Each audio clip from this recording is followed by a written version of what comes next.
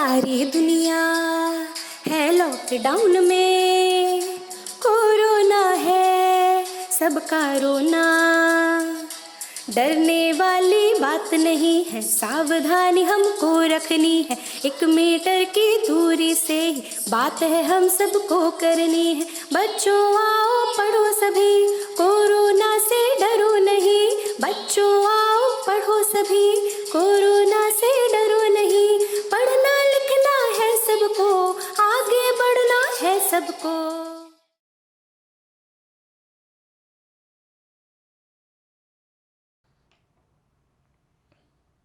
नमस्ते बच्चों, मैं ब्रजेश कुमार शर्मा, प्रधानाचार्य राजकीय इंटर कॉलेज रहीमनगर पड़ियाना लखनऊ। आज मैं आव्यूह का कक्षा 12 की गणित के आव्यूह का दूसरे भाग पर आते हैं। पहले भाग में हम लोगों ने आव्यूह क्या होता है, कहाँ से आया, क्या संकल्पना थी इसकी, कितने प्रकार के आव्यूह होते हैं, आव्यूह की कोट क्या है और आव्यूह समान कब होते हैं, इस संबंध में पढ़ा था। अब आज हम आव्यूहों पर योग, अंतर और गुणन की संक्रियाओं के बारे में जानेंगे और इससे संबंधित प्रश्नों को हल करेंगे। आव्यूहों का योग यानी आव्यूहों को जोड़ते कैसे हैं, आव्यूहों का अंतर यानी आव्यूहों को घटाते कैसे हैं, आव्यूहों का गुणन यानी आव्यूहों को हम आपस में गुणा कैसे करते हैं, इसके बारे में जानेंगे। पहली संक्रिया है आव्यूहों का योग। अगर आव्यूह ए आई जे तथा बी आई जे दो समान कोटि m क्रॉस n वाले आव्यूह हैं तो ए तथा बी दोनों आव्यूहों का योगफल एक तीसरा आव्यूह सी होगा जिसका एलिमेंट है सी आई जे, और ये आव्यूह भी m क्रॉस n कोट का ही होगा। जहाँ पर ये जो सी आई जे अवयव है ये आव्यूह ए के ए आई जे एलिमेंट अवयव और आव्यूह बी के बी आई जे अवयव को जोड़ करके प्राप्त हो रहा है, यानी C I J is equal to A I J plus B I J. I J के सभी संभव मानों को व्यक्त करता है। आई जे के हम मान रखते जाएंगे 1 2 3 4 और हमें ये प्राप्त होते जाएंगे आव्यूह। एक उदाहरण लेते हैं, उदाहरण के द्वारा हम समझते हैं कि दो आव्यूहों को कैसे जोड़ते हैं। a इज इक्वल टू, एक आव्यूह ले लिया हमने 3 2 -4 0। एक दूसरा आव्यूह ले लिया हमने b इज इक्वल टू -1 3 2 5, और इन दोनों आव्यूहों को हमें जोड़ना है, यानी c आव्यूह जो हमें प्राप्त होगा a प्लस b, इन दोनों को जोड़ करके प्राप्त होना है। तो c इज इक्वल टू हमारा आ जाएगा आव्यूह a मीन्स 3 2 -4 0 प्लस -1 3 2 5। ये जो है ए आव्यूह है या बी आव्यूह है, दोनों को हमने जोड़ दिया a प्लस बी। तो जो सी आई जे हमें मिलेगा, आव्यूह सी के जो एलिमेंट मिलेंगे वो a और b के संगत अवयवों को जोड़ने पर प्राप्त होंगे, यानी ए आई जे सी I J A I J, यानी a11 ये a11 है इसका और ये b11 है। तो a11 को b11 से हम जोड़ देंगे, यानी कि 3 प्लस -1। ये a12 है और ये b12 है, तो a12 को b12 से संगत अवयव से जोड़ देंगे 2 प्लस 3।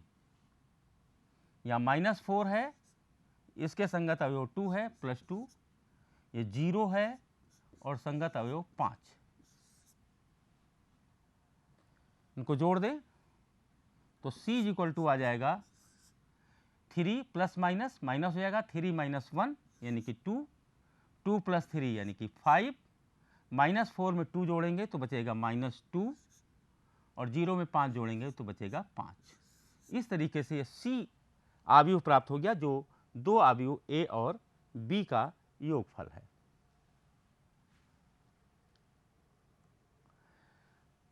एक अवयव का एक अदिश से गुणन, एक अवयव को एक अदिश से कैसे गुणा किया जाएगा। यदि a is equal to A I J m cross n कोट का एक अवयव है और k एक अदिश राशि है, तो ka एक ऐसा अवयव होगा जिसे a के प्रत्येक अवयव को अदिश k से गुणा करके प्राप्त किया जा सकता है।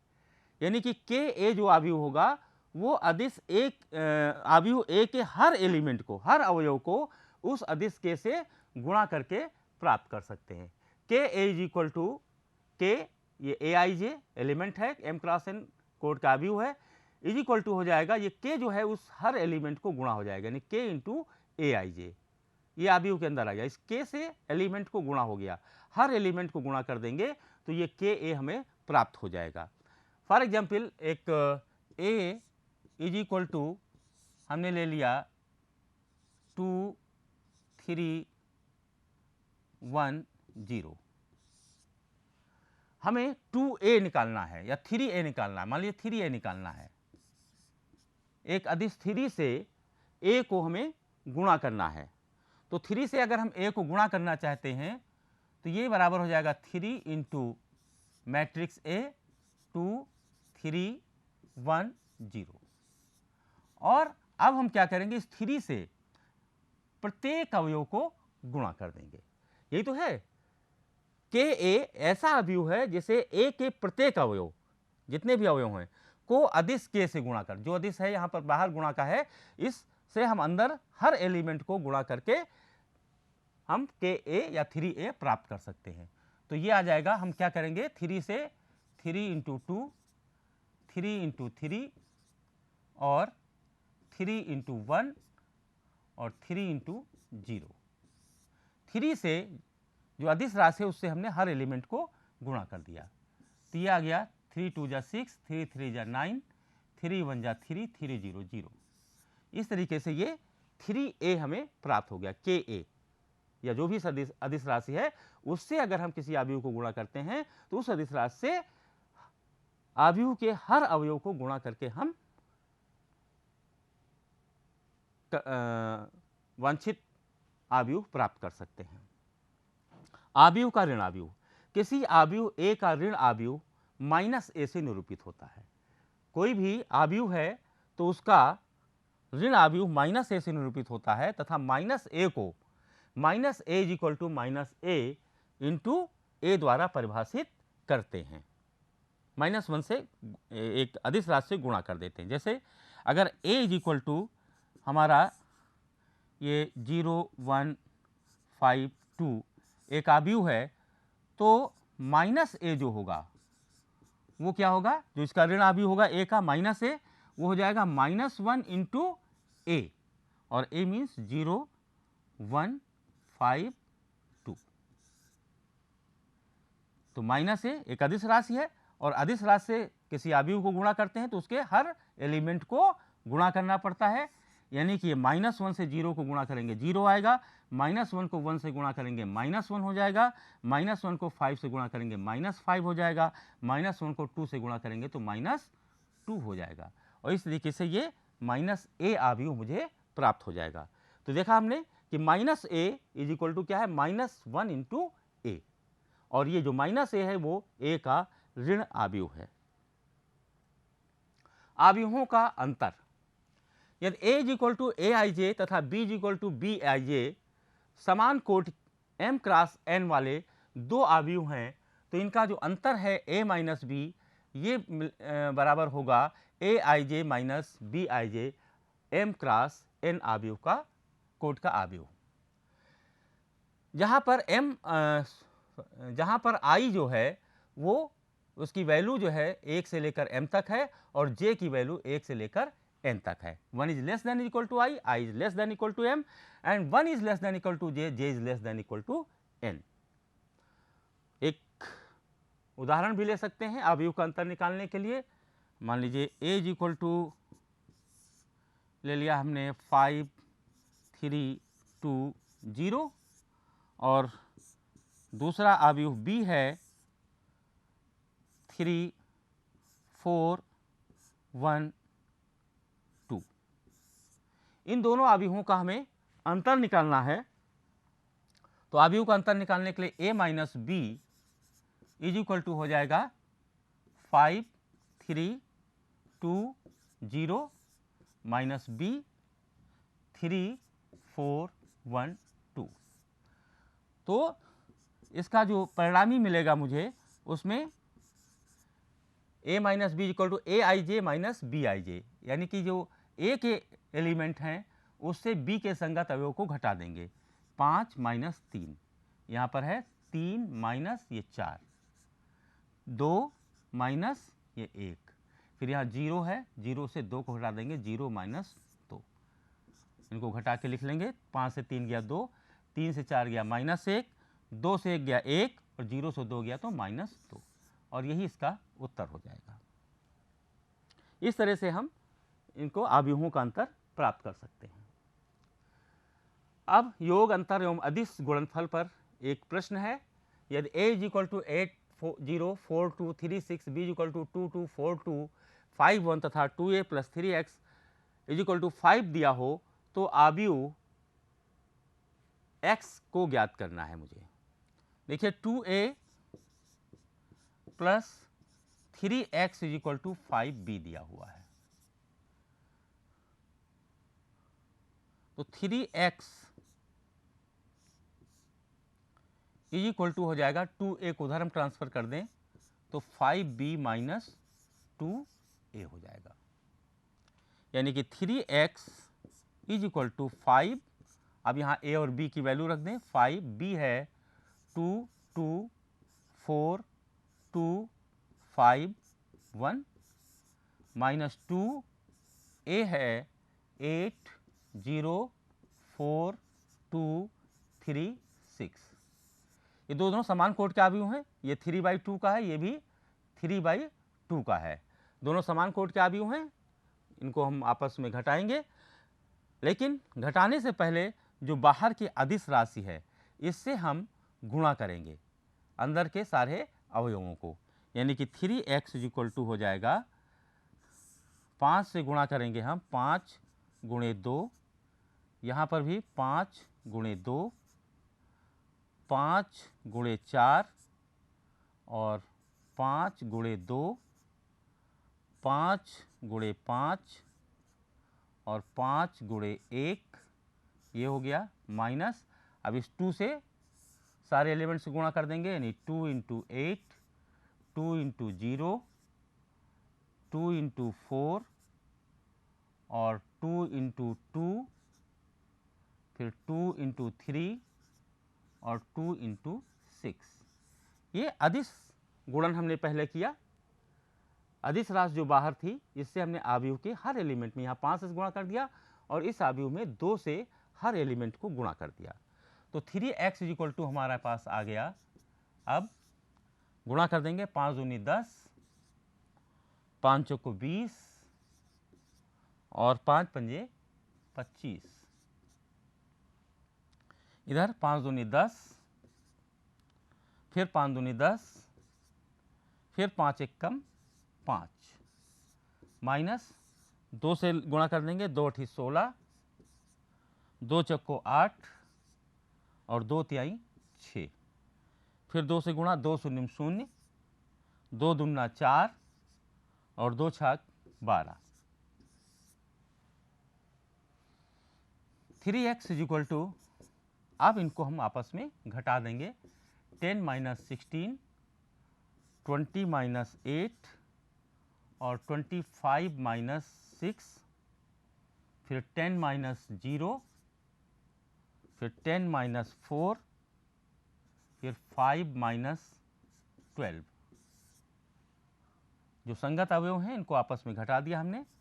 3x इज इक्वल टू आ गया 10 से 16 गया माइनस 6, 20 से 8 गया 12, 25 से 6 गया 19 और 10 से 0 गया 10 और 10 से 4 गया 6 और 5 से 12 गया माइनस 7। ये 3x आ गया। अब हमें x निकालना है तो 3 से हम दोनों तरफ भाग दे देते हैं, या x इज इक्वल टू आ जाएगा, इधर 3 से भाग दिया तो 3 कट गया, x इज इक्वल टू इधर हो जाएगा 1/3, ये मैट्रिक्स हो जाएगी -6, 10, 12, 6, 19, -7। तो x इक्वल टू आ जाएगा 1/3 से 6 को गुणा करेंगे 3 दूनी 6, -2 बचेगा। 1/3 को 10 से गुणा करेंगे तो 10/3 ही बचेगा। 1/3 को 12 से गुणा करेंगे, 3 से 12 कट जाएगा, 3 चौको 12 आ जाएगा। 1/3 को 6 से गुणा करेंगे तो 3 से 6 को भाग हो जाएगा, 3 दूनी 6। 1/3 को 19 से गुणा करेंगे तो 19/3 हो जाएगा। और 1/3 को -7 से गुणा करेंगे तो -7/3 आएगा। और इस तरीके से हमें यहाँ पर एक आव्यूह x मिल जाएगा and this is required answer. अब आते हैं आव्यूहों का गुणनफल।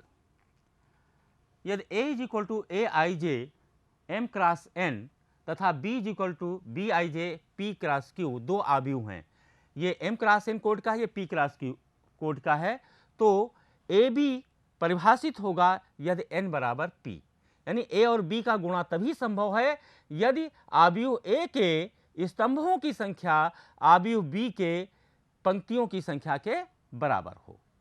और बी ए परिभाषित होगा, यानी b गुणे a तब भी संभव होगा जब आव्यूह b के स्तंभों की संख्या q जो है वो आव्यूह a के पंक्तियों की संख्या m के बराबर हो। एक प्रश्न है, यदि a इज इक्वल टू 6923, दूसरा आव्यूह है b 260 798, तो ए बी और बी ए ज्ञात कीजिए। इसके प्रश्न की सहायता से अब हम गुणनफल सीखेंगे, आव्यूहों का गुणनफल कैसे होता है। आव्यूहों का गुणनफल करने से पहले हमें देखना होगा क्या उन दोनों के बीच में आव्यूहों के गुणनफल संभव हैं या नहीं। जैसे जो हम पिछली स्लाइड में देख कर आए कि अगर पहले आव्यूह के स्तंभों की संख्या दूसरे आव्यूह की पंक्तियों की संख्या के बराबर होगा तभी गुणनफल संभव है। अब देखिए यहाँ पर ए में दो पंक्तियां हैं और दो स्तंभ हैं, दो पंक्तियां तथा दो स्तंभ, और बी में एक दो पंक्तियां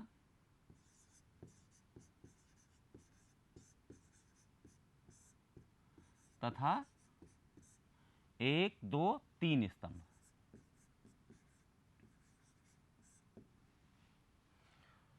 तो ए बी निकालने के लिए क्या जरूरी है, ए बी निकालने की जरूरी है कि ए के स्तंभों की संख्या, ए के स्तंभों की संख्या है 2, बी की पंक्तियों की संख्या के बराबर हो। बी में पंक्तियों की संख्या 2 है, तो ए में स्तंभों की संख्या बी में पंक्तियों की संख्या के बराबर है, इसलिए ए बी संभव है, दोनों का गुणनफल हम निकाल सकते हैं। तो a into b is equal to, यहाँ पर हम के लिख लें 6 9 2 3 इंटू दूसरा आव्यूह b 2 6 0 6 9 2 6 0 7 9 8। गुणा का नियम यह है कि ये जो पहली पंक्ति है इसके अवयवों को दूसरे आव्यूह के पहले स्तंभ के संगत अवयवों से गुणा करके आपस में जोड़ दें, तो जो गुणनफल का आव्यूह होगा उसका पहला एलिमेंट या पहला अवयव प्राप्त होगा।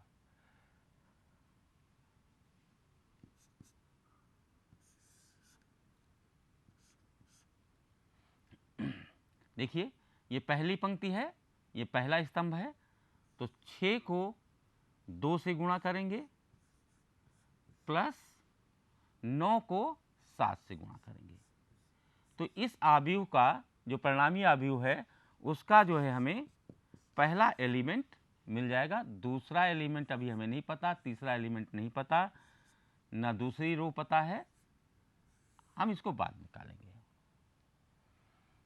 हमने क्या किया, पहली पंक्ति को पहले स्तंभ के अवयवों से, जो संगत अवयव हैं, उनसे गुणा करके आपस में जोड़ दिया, तो ये हमें इस परिणामी अवयव का पहला एलिमेंट प्राप्त हो गया।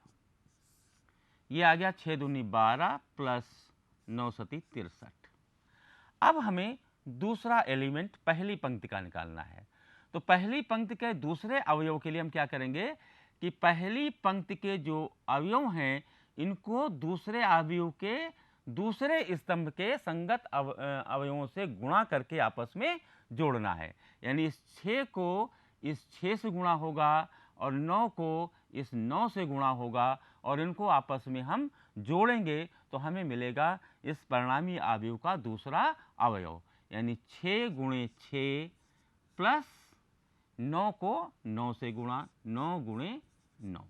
ये हमें दूसरा एलिमेंट मिल गया। इसका तीसरा एलिमेंट अभी मुझे नहीं पता है, ना अभी हम दूसरी रो निकाल रहे हैं। ठीक, अब हम आते हैं a into b is equal to, इनको जोड़ते चलते हैं। 63 और 12 हो गया 75 और ये हो गया 6 6 36 प्लस 9 9 81, गुणा कर लिया। अब आ गए हम तीसरे एलिमेंट निकालने के लिए। तीसरे एलिमेंट को निकालने के लिए क्या करेंगे कि ये जो पहली पंक्ति, अभी यहाँ पहली पंक्ति चल रही है इसलिए पहली पंक्ति लेंगे। पहली पंक्ति के जो ये अवयव हैं इनको जो तीसरा स्तंभ है दूसरे अवयव का उसके संगत अवयवों से गुणा करके हम जोड़ेंगे। यानी 6 को 0 से और 9 को 8 से गुणा करके हम जोड़ लेंगे तो हमें तीसरा अवयव प्राप्त हो जाएगा। 6 गुणे 0 प्लस 6 को 0 से गुणा किया और 9 को गुणा करेंगे 8 से, 9 गुणे 8। ये पहली जो है पंक्ति के सारे अवयव निकल आए।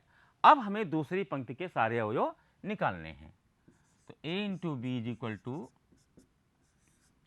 ये हो गया 75 और 6 1 7 8 3 11 117 और ये हो गया 6 0 0 और प्लस 9 8 72। अब दूसरी रो का पहला एलिमेंट निकालना है तो अब हम यहां से दूसरी पंक्ति लेंगे हम। ठीक है, तो दूसरी पंक्ति के ये जो एलिमेंट है 2 और 3 इनको हम पहले स्तंभ के जो एलिमेंट हैं 2 और 7 इनसे गुणा करके जोड़ेंगे आपस में तो हमें यहाँ का परिणामी जो हमें गुणनफल का जो अवयव है उसका पहला एलिमेंट मिल जाएगा। यानी 2 को हम गुणा करेंगे 2 से प्लस 3 को गुणा करेंगे हम 7 से। अभी हम इसको आगे निकालेंगे। a into b is equal to, ये हो गया 75 117 72 और ये होगा 2 दूना 4 और 7 3 21 21 4 25। दूसरा एलिमेंट निकालना है दूसरी पंक्ति का। तो क्या करेंगे कि दूसरी पंक्ति के जो अवयव हैं इनको हम गुणा करेंगे। 2 6 12 2 गुणे 6 2 6 12 प्लस 3 को 9 से गुणा करेंगे 3 9 27। तीसरा अवयव बाद निकालेंगे तो ये हो गया हमारा 75 117 72 और 25 और 27 12 39। अब ये रह गया हमारा केवल तीसरा एलिमेंट निकालना पहली दूसरी पंक्ति का। तो a into b is equal to 75 117 72 25 39। तीसरा एलिमेंट दूसरी रो का। तो हम दूसरी रो को, पहले अवयव के दूसरी रो को क्या करेंगे, तीसरे स्तंभ के जो अवयव हैं उनसे गुणा करेंगे और जोड़ देंगे। 2 को 0 से गुणा किया 0 प्लस ये 3 को 8 से गुणा करेंगे दूसरी रो को, तीसरा स्तंभ 2 को 0 से गुणा किया 0 प्लस 3 को गुणा करेंगे 8 से तो 3 8 24। और इस तरीके से ये आ गया 75 117 72 25 39 और 24 में 0 जोड़ेंगे 24 और यही इसका उत्तर हो जाएगा। तो इस तरीके से a और b का गुणनफल हमें ज्ञात हो गया। अब हमें ज्ञात करना है b और a। b और a ज्ञात करना है तो देखें हम क्या b और a संभव है। बी के स्तंभों की संख्या ए की पंक्तियों के संख्या के बराबर होना चाहिए। बी में स्तंभ है 3, बी में स्तंभ की संख्या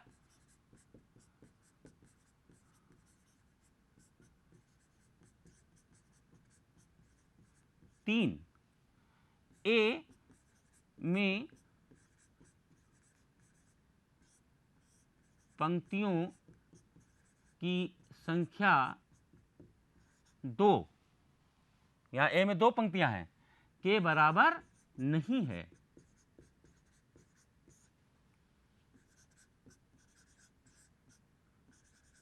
और जब बराबर नहीं है अतः बी ए संभव